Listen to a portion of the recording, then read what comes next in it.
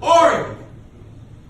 There is a search and rescue going on within the corridors of my mind, examining all aspects of who I am, from the way that I smile, to the shape of my nose, to my temperament and ambition that's insistent.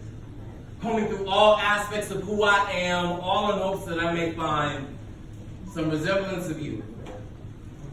You, my father, the man who is half responsible for my existence. I am searching for you, in hopes that I may find a better version and understanding of who I am, because it's hard looking in the mirror and not knowing everything that you're staring at.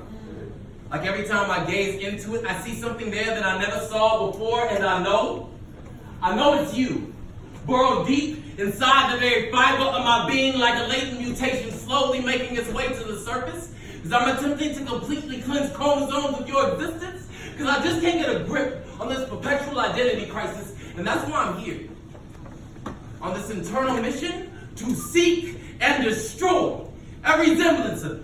Every thought I ever had of you go straight to the flames. Incineration is the only compensation for all these years I've wasted.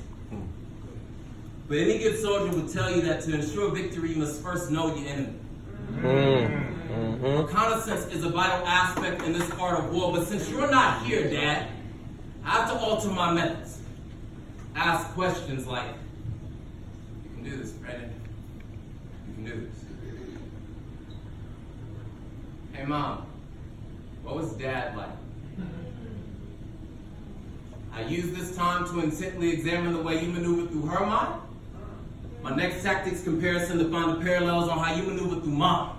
From this, I've learned your stride. It's so effortless. No wonder it was so easy for you to walk out of my life. I finally caught wind of your self-tone, so I can see how you talk yourself into being gone. I finally comprehend how you think, so I understand how I never ran across your mind, but I bet you don't know how much you've been running through mine. Yo, like even right now, when I only wish you ain't never existed. I just can't get you out of my thoughts. It's like the very mention of your name is an inferno of questions fueled by rage, depression, and lack of acceptance. My life would have been so much easier if I never knew you were here. Daddy!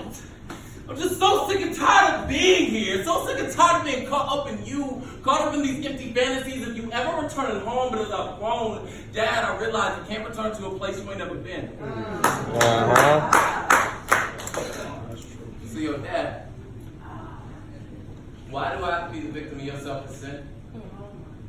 Hey, yo, Dad, why do I have to be the victim of your self-consent? Tyrone, this is your son. I think I'm entitled to this one question. Why do I have to be the victim of your self-consent? Don't look down, and you won't lose your balance. Hey, yo, Brandon, man, just don't look down, and you won't lose your balance. Hey, yo, bro, you doing great, dog. You doing awesome. Just don't look down, and you won't lose your balance. What are you doing, Brandon? I told you, dog, just don't look down, and you won't lose your balance. Brandon, I'm warning you now. You don't want to do this. Don't look down, and you won't lose your balance. I told you don't.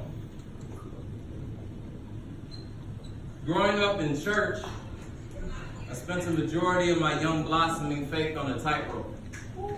To my left is everything that I can't do. To my right is everything that I can't say. Behind me is everything I can't think about. And I'm walking this thin line that we call obedience. Because, yo, God, maybe if I diminish these faults in mine, our relationship wouldn't be so shaky.